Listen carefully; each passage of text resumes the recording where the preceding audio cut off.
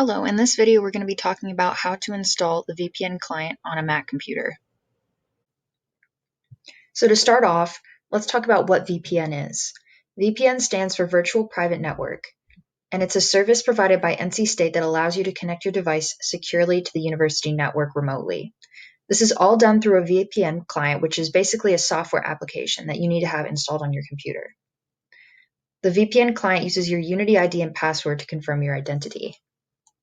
Alright, so we're going to Google NCSU VPN and click on the first link. Then we're going to scroll down to Apple Mac OS. And then we are going to click on Installer File. Alright, it's going to make you log in. Just use your Unity ID and password as usual. Alright, and then this window will pop up. It's going to guide you through the installation directions.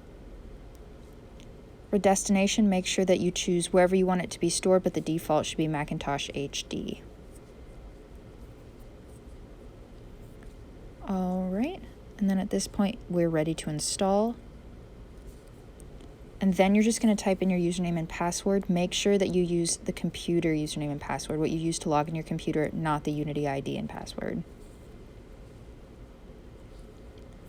Alright, it is installing, and make sure that if there's any security issues, if it's saying that you need to update your settings, make sure that you do that.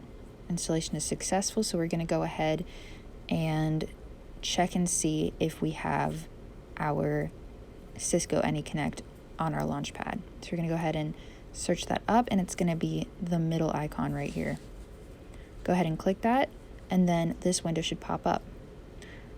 Alrighty, we're all set. Thanks for watching, Wolfpack.